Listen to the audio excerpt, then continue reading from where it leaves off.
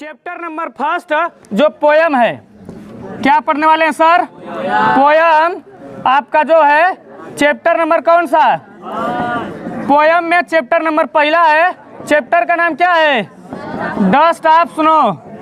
क्या नाम है? Dust of snow.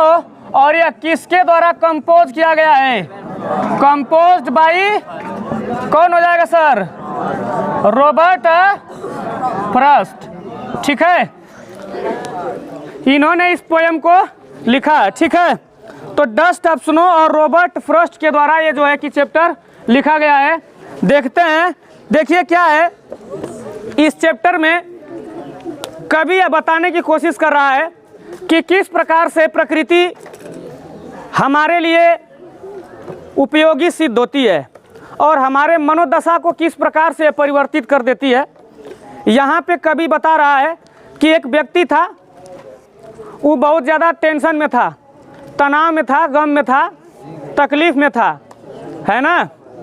और उस टेंशन में, तकलीफ़ में, तनाव में वो अपना पूरा का पूरा समय बर्बाद कर दिया।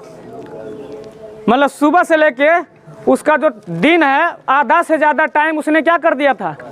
अपना उसी में बर्बाद कर दिया था, अपना समय वेस्ट कर दिया था। उसका पूरा दिन जो है कि दुख में ही बीत गया, है ना।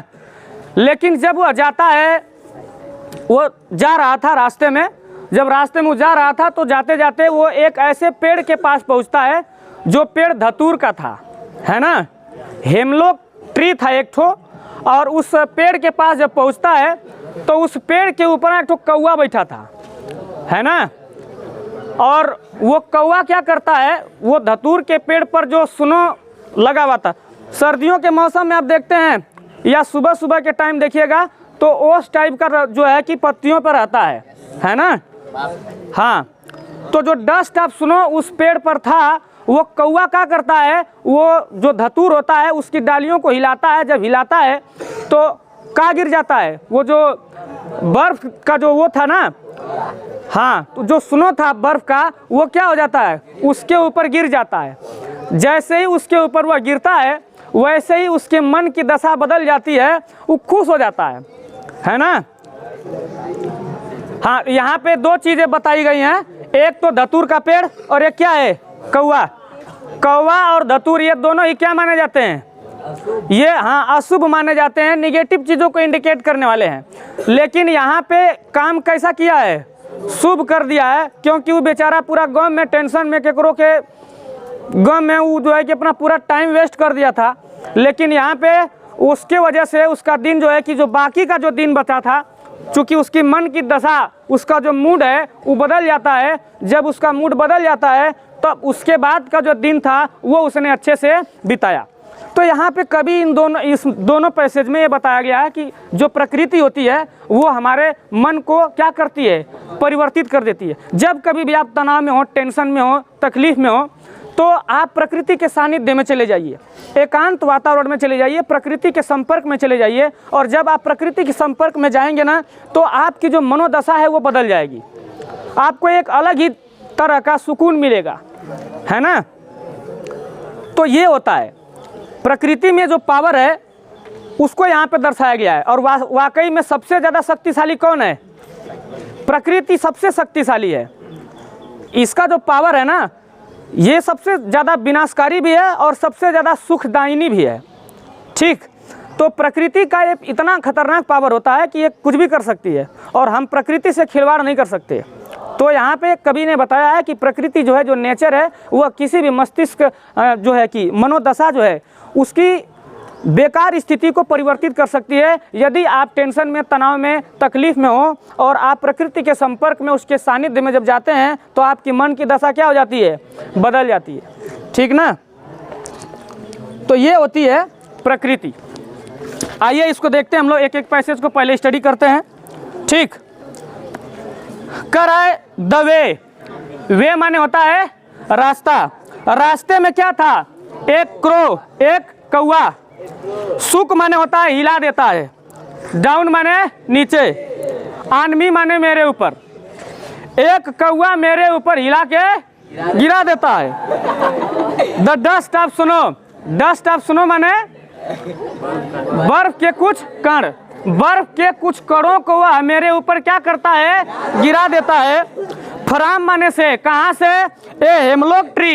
हेमलॉक ट्री का मतलब क्या हो जाएगा, धतूर का पेड़। तो धतूर के पेड़ से वह मेरे ऊपर क्या गिरा देता है, बर्फ के कुछ कण को गिरा देता है। पहली वाली लाइन क्लियर है, क्या है, कह रहा है द वे अ क्रो सुक डाउन ऑन मी, मतलब मैं रास्ते में जा रहा था, उसी रास्ते में एक क्रो माने एक कौवा सुक डाउन ऑन मी, मेरे ऊपर गिरा देता है। क्या गिरा देता है, डस्ट ऑफ स्नो माने बर्फ के कुछ कण, फ्रॉम ए हेमलॉक ट्री माने होता है धतूर के पेड़ से। अर्थात इसका अर्थ क्या हो जाएगा, जब मैं रास्ते से जा रहा था तो धतूर के पेड़ से एक कौवा ने मेरे ऊपर क्या गिरा दिया, बर्फ के कुछ कणों को गिरा दिया। क्लियर है, दूसरे पे चलें, पहले वाला सब लोग बोल लेंगे अर्थ ना। चलिए देखिए, और जब उसने मेरे ऊपर बर्फ के कुछ कणों को गिरा दिया तो क्या हुआ, has given my heart, given my heart, given माने दिया, माई हार्ट माने मेरे हृदय को, मतलब मेरे हृदय को इसने दिया, कुछ कोई स्थिति दी होगी। क्या दिया, कह रहे हैं कि माई हार्ट माने जो मेरा हृदय है, एक चेंज ऑफ मूड, चेंज माने बदल गया, मूड माने होता है मनोदशा। जब उसने मेरे ऊपर बर्फ के कुछ कणों को गिराया तो मेरे हृदय की जो दशा है, जो मनोदशा है, वह क्या हो गई, चेंज माने बदल गई। तब मेरे हृदय की मनोदशा क्या हो गई, बदल गई। एंड सेव्ड माने बच गया, some part of day, some part of a day माने उस दिन का कुछ भाग बच गया। आई हैड र्यूड, जो मैंने, र्यूड माने दुख में बर्बाद कर दिया था। र्यूड का मतलब क्या होता है, दुख का होना। कह रहा है कि मैंने अपना जो दिन था, जो दुख में बाकी का बिता दिया था, बाकी मेरा दिन क्या हो गया, बच गया, और उसको मैं अच्छे से बिताया। सही है, कर लेंगे। चलिए सुनिए पहले, हाँ खत्म हो गया ये। अब इसका अर्थ निकालिए, शुरू से लेके अंत तक अर्थ निकालेंगे। सभी स्टूडेंट को अर्थ निकालने एकदम कंप्लीटली आ जाना चाहिए, है ना। चलिए देखिए, कह रहा है द वे अ क्रो सुक डाउन ऑन मी, रास्ते में एक कौवा ने क्या किया, गिराया। क्या गिराया, डस्ट ऑफ स्नो, बर्फ के कण, फ्रॉम हेमलॉक ट्री माने क्या हो जाएगा, धतूर के पेड़ से। इसका अर्थ क्या हो जाएगा कि जब मैं रास्ते से जा रहा था तो एक कौवा ने धतूर के पेड़ से मेरे ऊपर बर्फ के कुछ कणों को गिरा दिया। और has given my heart a change of mood, has given, उसने क्या किया, माई हार्ट माने मेरे हृदय की, मूड माने होता है मनोदशा को, चेंज माने बदल दिया। इस चीज ने मेरे हृदय की मनोदशा को बदल दिया। And saved some part of a day I had rued, I had rued का मतलब मैंने उस दिन का अधिकांश भाग जो बर्बाद कर दिया था, अब जो मेरा मूड बदल गया तो बाकी का दिन मेरा क्या हो गया, सेव माने बच गया। अर्थात कि बाकी का जो दिन उसका जो बचा रहा होगा जो समय, उसको उसने अच्छे से बिताया। बात एकदम क्लियर है।